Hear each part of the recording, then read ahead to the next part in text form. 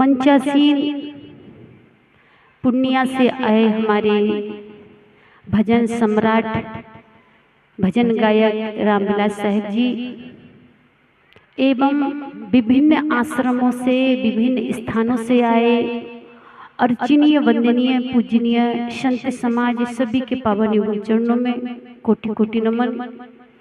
दूर दूर से आए सत्संग प्रेमी भक्ति सज्जनों, भक्तिमयी ममतामयी मेरी माता बहनों, बहुत ही सुंदर विचार और भजनों का लाभ हम सभी लोग ले रहे थे संतों के माध्यम से। बहुत ही सुंदर भजन अभी हमारे रामविलास साहब जी सुना रहे थे। मेरे लिए भी कुछ निवेदन है, आपकी सेवा में उपस्थित हूँ, थोड़ा कुछ बोलने का प्रयास कर रही हूँ। आज हम सभी लोग सतलोकवासी सूर्य नारायण दास के श्रद्धांजलि समारोह में एकत्रित हुए हैं।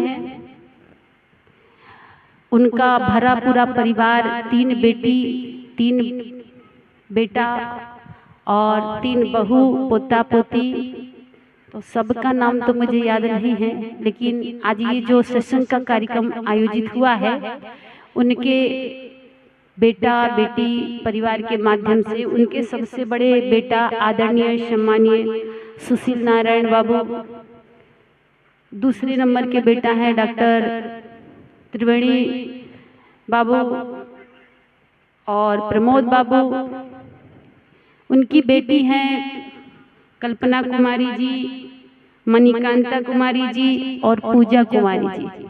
अब बहुओं का तो नाम नहीं पूछे हम, लेकिन उनकी बहुएं भी बहुत संस्कारवान हैं। हमने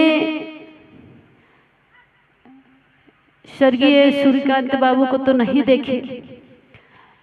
कहते हैं कि धुआं को देखकर आग का अनुमान लगाया जाता है कि आग लगी है। इतना सुंदर संस्कारी परिवार, इतने सुंदर संस्कारी बेटा और बहू को देखकर ये अनुमान लगा सकते हैं कि वो जिसने ये बगिया लगाया वो कितना संस्कारी रहे होंगे। उनका परिवार जब इतना सुंदर है, आके ऐसा नहीं लगा कि हम यहाँ फर्स्ट बार आए हैं। वैसे मेरी तीसरी बार है इस गांव में प्रोग्राम दे रही हूँ, 2 बार पहले दे चुकी हूँ, तीसरी नहीं से चौथी बार है, तीसरी या चौथी बार याद नहीं है, तो प्रोग्राम पहले दे चुकी हूँ।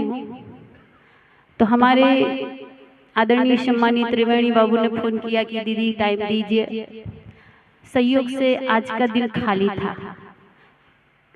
3 तारीख से लेके 18 तारीख तक पूरा बुकिंग है, 3 तारीख से 18 तारीख तक। उसके बाद में फिर 24-25 तारीख जून लास्ट कार्यक्रम मेरा। 1 तारीख तक मैं बिहार छोड़ दूंगी, छत्तीसगढ़ के लिए रवाना हो जाऊंगी, क्योंकि आप लोग मुझे जानते हैं कि मैं छत्तीसगढ़ से हूँ, लेकिन मेरा यहाँ लगभग 6 महीना 7 महीना बिहार में कार्यक्रम चलता है। फरवरी से जून तक, अक्टूबर नवंबर और आधा सितंबर भी कभी कभी बिहार के लोग ले ही लेते हैं। तो ये आप लोगों का प्रेम है, मेरे प्रति स्नेह है। तो आप सभी को, आयोजक कर्ता को बहुत बहुत धन्यवाद है कि इतना सुंदर इन्होंने कार्यक्रम का आयोजन किया।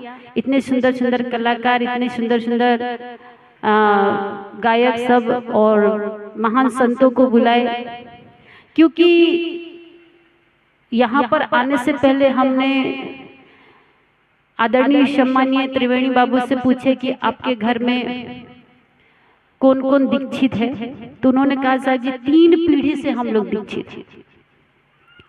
बड़ी खुशी हुई कि आज के नवयुवक जो होते हैं वो इस परंपरा से, इस चीज से पीछे हटते जा रहे हैं, लेकिन इस परिवार में अभी भी ये परंपरा, अपने पिताजी का ये आध्यात्मिक जो धरोहर है, इसको पुत्र लोग संभाले हुए हैं और इसी तरह आगे चलाते रहेंगे, यही शुभकामनाएं हैं।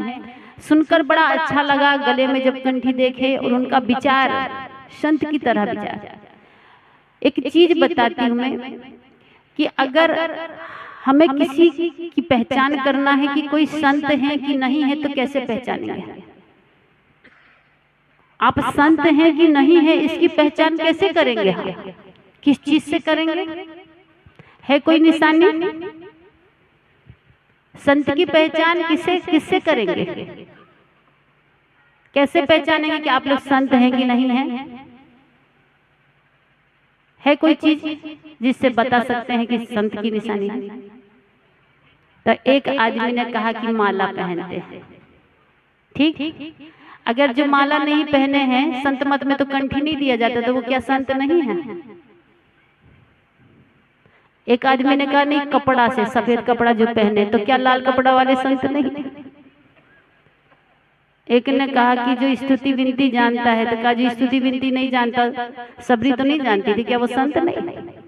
कपड़ा से, कंठी से, कलर से, लाल पीला नीला हरा सफेद, ये सब संत की पहचान नहीं है। संत की पहचान किस चीज से होती है? गुरु महाराज जी कहे अपनी स्तुति विनती की पुस्तक में कि शांति स्थिरता व निश्चलता को कहते हैं, और शांति को जो प्राप्त कर ले उसे क्या कहते हैं?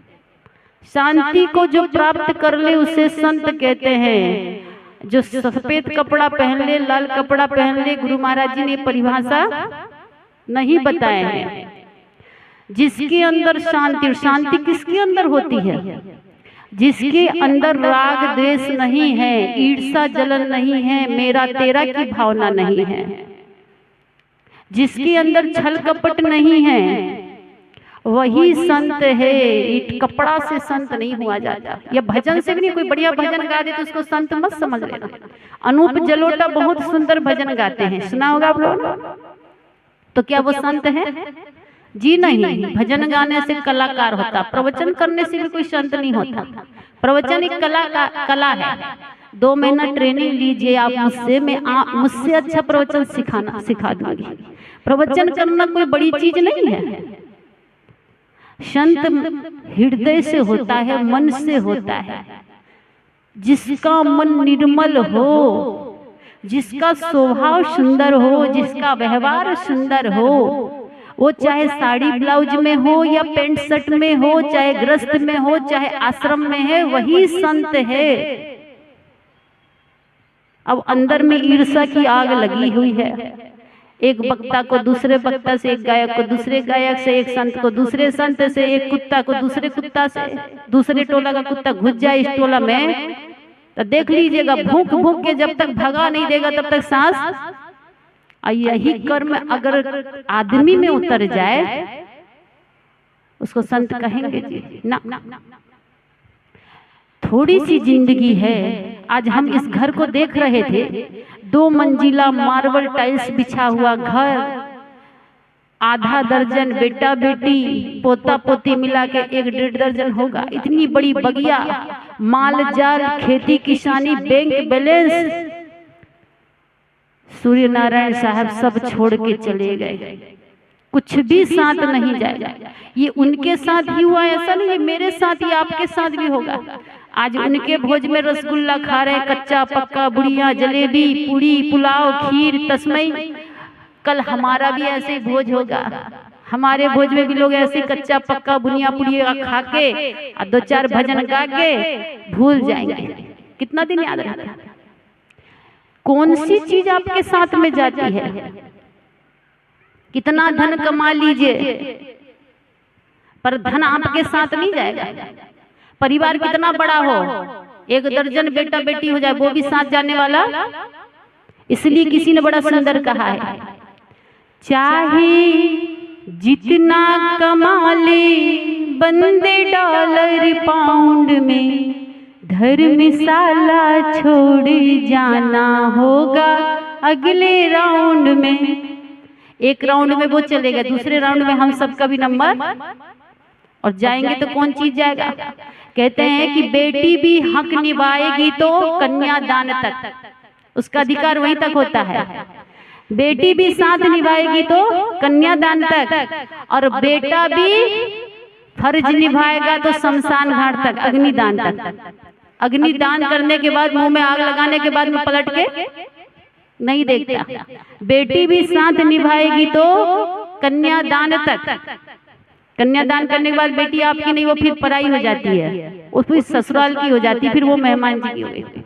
और बेटा भी साथ निभाएगा तो अग्निदान तक, और रिश्तेदार समाज के लोग भी साथ निभाएंगे तो शमशान घाट तक, वहीं तक पहुंचाएंगे। कोई बांस लाएगा, कोई गड्ढा खोदेगा, कोई जलावन, कोई गोठा, कोई लकड़ी, सब तैयारी करेगा, वहीं तक साथ निभाएगा। उससे ज्यादा उसके बाद कौन साथ निभाता है? उसके बाद एक धर्म, एक संस्कार आपका जन्म से लेकर मृत्यु तक, सुबह से शाम तक हम अपने तन से, मन से, वचन से जो कर्म करते हैं शुभ अशुभ, उसी का संस्कार हमारे साथ जाता है। तो असली धन कौन सा हुआ आपका? बेटा असली धन नहीं है, बैंक बैलेंस असली धन नहीं है, पद पैसा असली धन नहीं है। जो हम अच्छा करते हैं कर्म अपने मन से, अपने तन से, अपने वचन से। इसलिए तुलसीदास महाराज जी ने कहा है कि तुलसी यह तन खेत है, मन बच कर्म किसान, और पाप पुण्य दुई बीज है, बुए सुलुए निधान। आज पूरा पैसा, पूरा खेत, पूरा बंगला यहीं पर है। दुनिया में कोई किसी का नहीं होता है, थोड़े दिन का ये व्यवहार है, थोड़े दिन का व्यवहार है। थोड़े दिन के लिए पति पत्नी बन गए, थोड़े दिन के लिए बाप बेटा बन गए, फर्ज निभाने के लिए, गृहस्थ आश्रम चलाने के लिए, इसके बाद में फिर सब अकेले के अकेले। इसलिए किसी ने बड़ा सुंदर कहा है, दुनिया में जो भी चीज मिली है ना, एक अमानत है, थोड़े दिन के लिए आपके पास दिया गया है।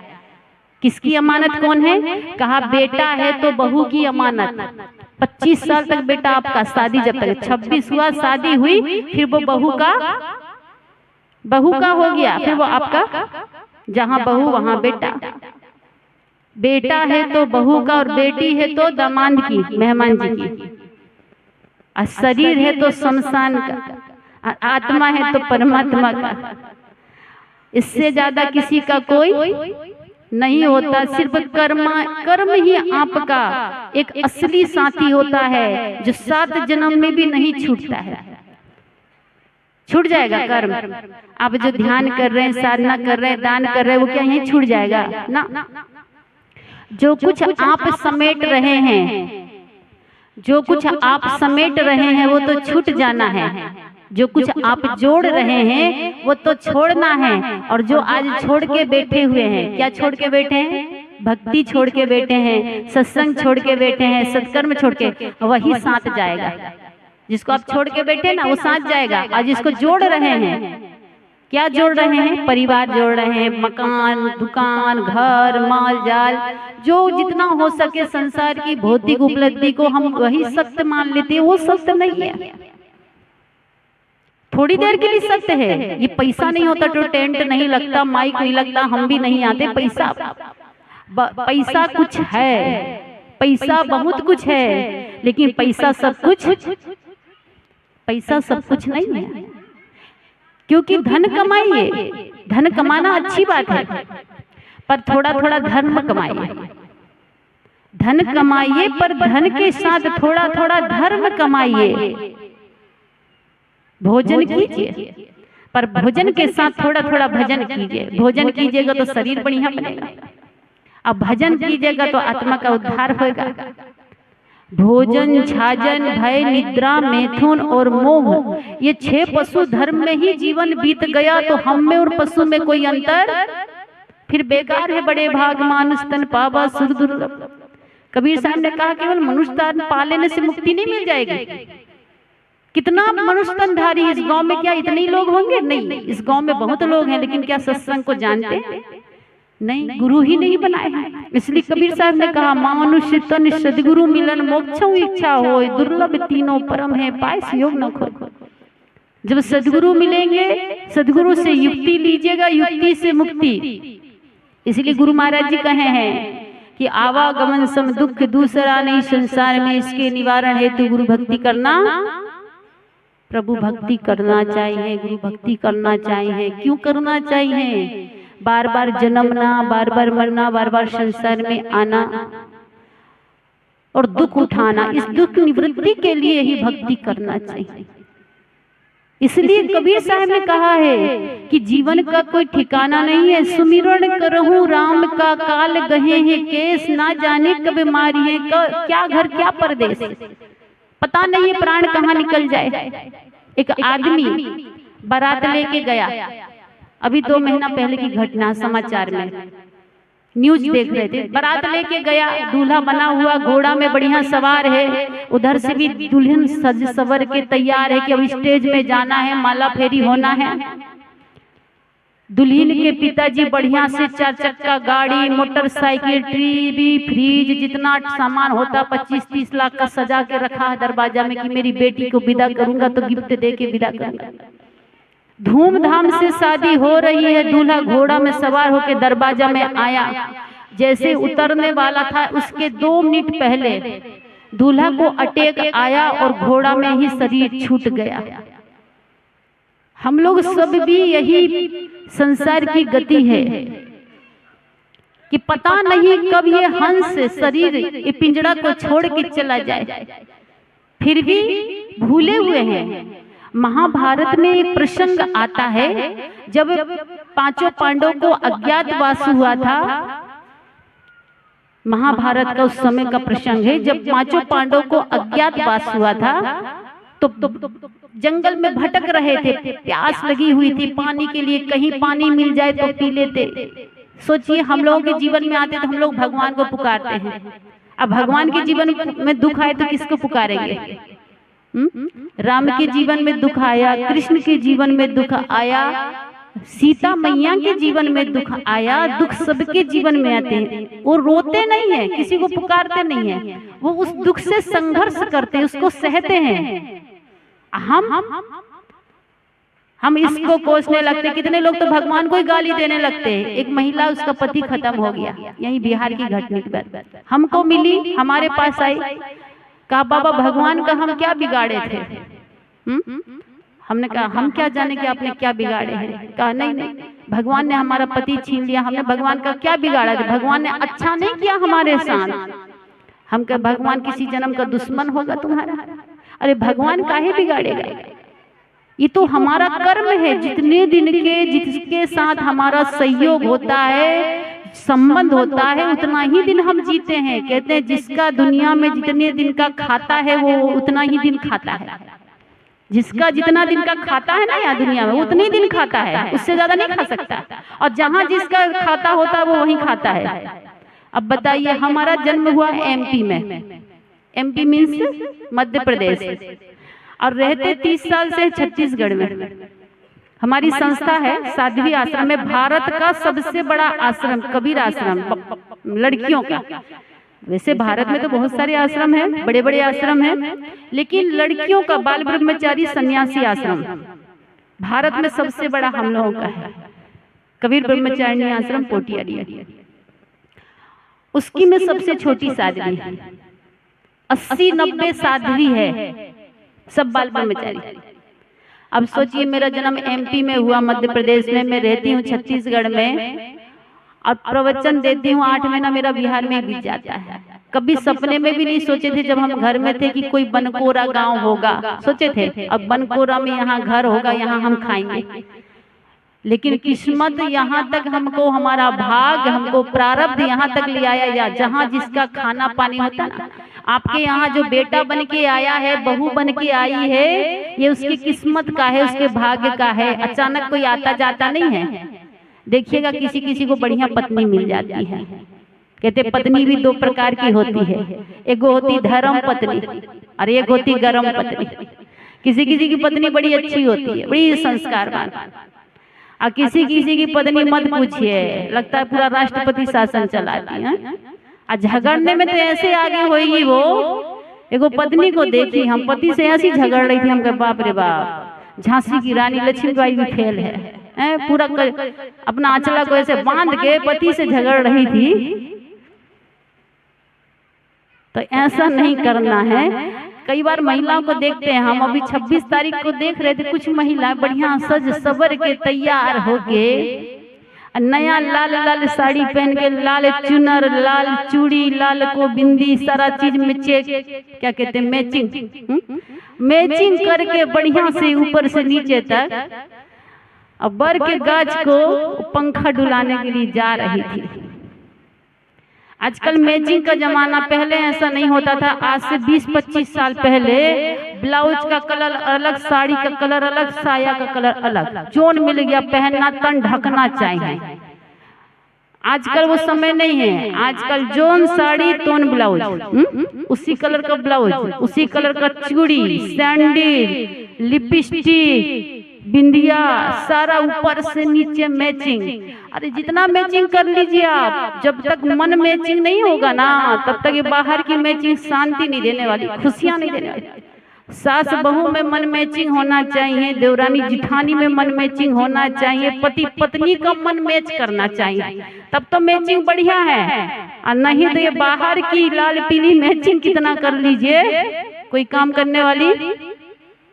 तो बहुत सारी महिलाओं को देखे हम, बढ़िया से सब सबरे लेके डलिया और पंखा लेके जा रहे थे। एगो महिला को रोक के बोले, हम मेरे आश्रम के सामने से जा रही थी, हम कहे माता जी कहाँ जा रही है? कहा बाबा बड़ी जल्दी में है, आज वट सावित्री की पूजा है, बर के पेड़ को पंखा डुला के आना है। तो हम कहे बताइए ये साड़ी कौन दिया है? कहा पति का, ये चूड़ी का पति का, सैंडल का पति। हम कहे कि साड़ी दे पति, अब हवा कीजिएगा गाछ को, ईमानदारी हुई कि बेईमानी? किसको हवा करना चाहिए? जिसको गर्मी लग रही है उसको हवा कीजिए, सीधी सीधी बात। अब गाछ को गर्मी लगती जी, आज से 30 साल पहले कोई महिला गाछ वृक्ष को हवा करती नहीं थी। एक महिला गाछ को वृक्ष को हवा करना शुरू की, सारी महिला डलिया और पंखा लेके दौड़ पड़ी। एक को चलनी में मुंह देखी तो सारी चलनी में मुंह देखने लगी। वो 10 टका वाली चलनी 100 टका में बिक जाती है, 5 टका वाला पंखा 50 टका में बिक जाता है। सबसे बड़ा पति कौन? बर का गाछ कि आपके घर में जो पति परमेश्वर वो है? दो में से कौन बड़ा पति है? अच्छा बताइए, तो पीछे वाली बताएंगे जो हमारी पार्टी की बैठी हुई माता सना। दो पति में से कौन सबसे बड़ा पति? बर का गाछ बड़ा है कि पति बड़ा है? बर का गाछ है जी। अच्छा बर का गाछ रहे, अब पति मर जाए, होता किसी किसी का पति मर गया होगा, तो बताइए हाथ में चूड़ी और माथे में सिंदूर शोभा देगी जी? नहीं देगी ना जी। तो बड़ा कौन हुआ? पति ना बड़ा हुआ। तो पंखा किसको डुलाना चाहिए?